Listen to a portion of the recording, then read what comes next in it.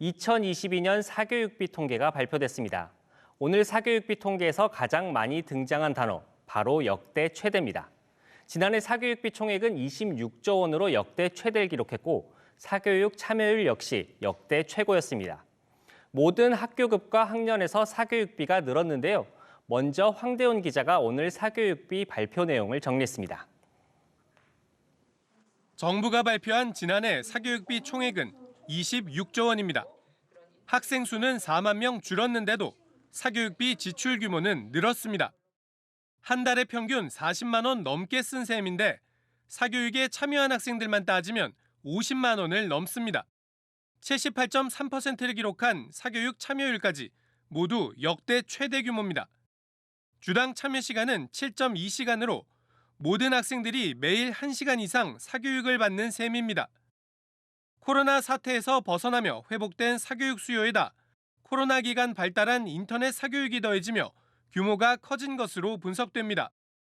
기존에 이제 학원 수강이 이제 좀 많았었다면 인터넷이라든지 그렇게 이제 비대면으로 할 수 있는 방법이 늘어나면서 사실은 그런 회복되는 모습과 좀 더 다양화되는 모습이 복합적으로 초등학교가 13.4%로 가장 높은 상승세를 보인 가운데 모든 학교급에서 한 달에 4만 원 넘게 사교육비 지출을 늘렸습니다.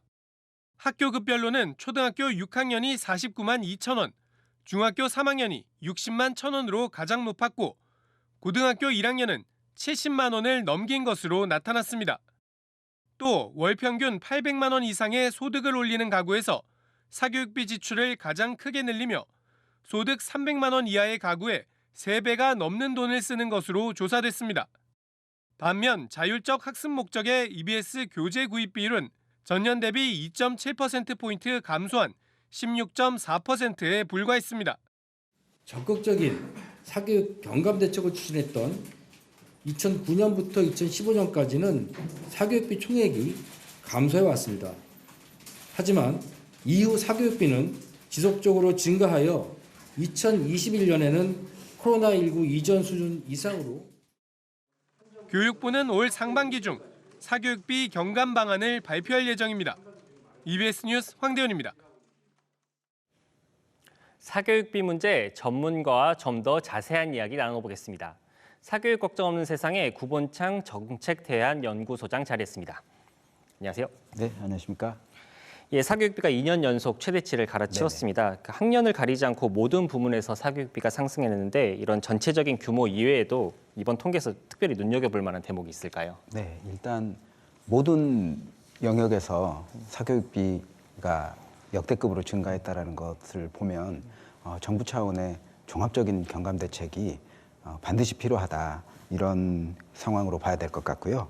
또 최근 몇 년간 고등학교 단계에서의 사교육비가 가장 높게 나타나는 추세입니다. 과거에는 중학교 단계에서 사교육비 지출이 가장 높았는데 고등학교 단계가 가장 높다는 것은 그만큼 최근에 대학 입시와 관련된 학생들의 입시 부담이 사교육으로 연결되고 있다라고 볼 수가 있겠고요. 또 사교육 참여율이 가장 높은 학년이 초3에서 초2로 연령층이 내려간 것을 보면 이것이 코로나로 인한 돌봄 공백, 정부 차원의 돌봄 정책이 감소된 요인으로 보아야 될 것인지 아니면은 또 학습과 관련된 부담이 저연령층으로 내려가는 것인지 이것도 좀 정밀 분석이 필요한 상황입니다. 면밀한 추가 분석이 필요해 보이는데요. 일단 정부는 사교육비 통계를 발표하면서 주요 증가 원인으로 코로나 때 위축됐던 사교육 수요가 회복됐다. 또 인터넷 등 사교육 유형이 다양화됐다. 이렇게 설명을 했습니다. 어떻게 보십니까? 일단 코로나로 위축된 사교육 수요는 이미 작년에 발표된 2021년 초중고 사교육비 조사 결과 때 회복세인 것을 확인했거든요. 왜냐하면 이제 전년 대비 7.6만 원이 올랐고 코로나 이전과 비교하더라도 4.6만 원이 1인당 월평균 사교육비가 오른 결과였기 때문에 그런데 거기서 2022년 1인당 월평균 사교육비는 또 4.3만 원이 증가한 상황이기 때문에 코로나로 인한 회복세로 보기에는 다소 좀 전문성이 떨어지는 분석이다라고 판단이 되어지고요. 또 사실 참여율 차원에서 봤을 때도 학원 참여가 가장 증가폭이 큰 상황이기 때문에 물론 다양한 변수들이 있겠지만 역시 이번 사교육비 증가의 가장 큰 요인, 사교육 상품 유형은 학원 참여다라고 보는 것이 맞을 것 같습니다. 그 학원비 인상폭과 물가 상승률 또 사교육비를 좀 비교 분석해 주셨었는데 그 부분도 좀 말씀 네, 부탁드리겠습니다. 일단 작년에 서울시 교육청 관계자가 언론 보도를 통해서 발표한 바에 보면 11개 교육지원청의 인상폭은 3.5% 정도 인상되었다. 그리고 당시 물가 인상률이 2.5% 수준이었다라는 언론 보도를 감안할 때 이번 사교육비 증가폭은 10%를 선회하는 증가폭을 보여주고 있기 때문에 학원비 인상과 물가 상승 대비해 보았을 때도 상당히 큰 폭의 사교육비 증가다라고 봐야지 될 것 같습니다. 예, 그래서 윤석열 정부가 발표한 3대 개혁 중 하나가 아시겠지만 교육개혁입니다. 그 기조 아래서 교육정책도 발표되고 있는데요.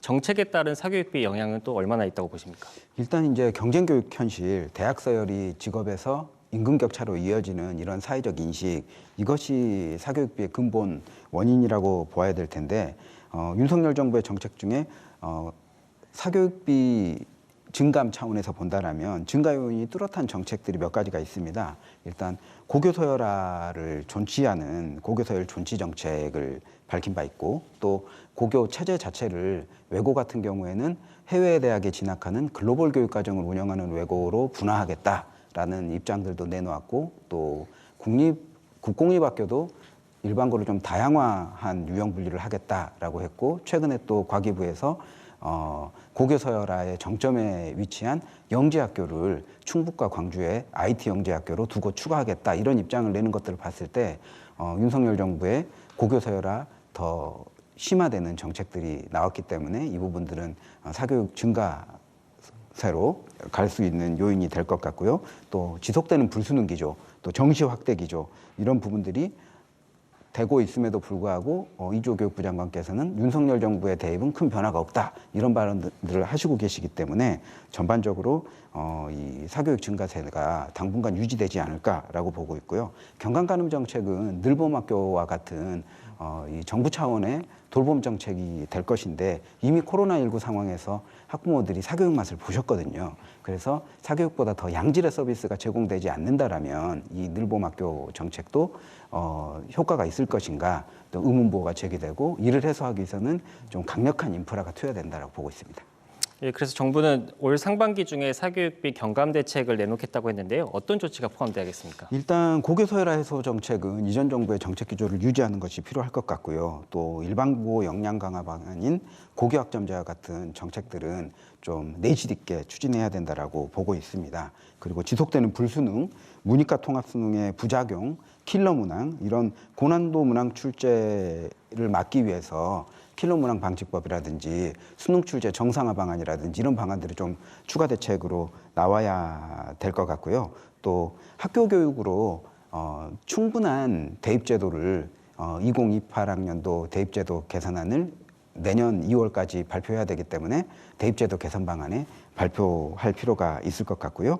또 초중고 교육 외에도 지금 뭐 대학 입학 보장제라든지 뭐 서울대 10개 만들기 등과 같은 대학 서열 해소 정책 그리고 직업에 있어서의 임금 격차 또 정의로운 임금 체계를 만들기 위한 노동 구조의 변화 이런 것들을 교육 외적으로도 복합적으로 발표해야 될 것 같습니다. 예, 이 사교육비 통계 자체가 이게 좀 현실과 괴리가 있다라는 비판도 자주 나옵니다. 좀 통계 부분에서는 좀 어떤 점이 개선돼야 될까요? 네, 고교의 사교육비가 70만 원이 넘으면서 역대급이다라는 말이 있지만 학부모님들은 고등학생에게 70만 원만 써도 좋겠다 이런 말씀들을 실제로 하시거든요. 근데 조사 대상을 보면 3월, 5월, 7월, 9월로 시기가 되어 있기 때문에 이게 방학이라든지 연말이라든지 뭐 학원에서 특강을 들어도 한 과목 더 들을 그럴 시기들이 조사 대상에서 빠져 있는 그런 상황이에요. 그래서 좀 조사 시기 선정 개선이 필요할 것 같고요. 또 갈수록 학령 인구가 줄어들기 때문에 학원도 쪼개기 상품 판매 같은 세분화가 되고 있는 것이기 때문에 사교육 실태를 좀 더 세분화해서 파악할 수 있는 항목 추가가 필요할 것 같고요. 또 소득 대비 사교육 지출을 확인하기 위해서 또 여러 가지 조사 항목 추가가 필요한 상황입니다. 그래서 좀 소득 대비 정밀한 대책들을 마련할 수 있는 계기를 삼아야 된다라고 보고 있습니다. 이 가정마다 이 치솟는 물가의 사교육비 부담까지 정말 만만치 않은데요. 이번만큼은 실효성 있는 대책이 나올지 한번 지켜봐야겠습니다. 네. 오늘 말씀 고맙습니다. 네, 감사합니다.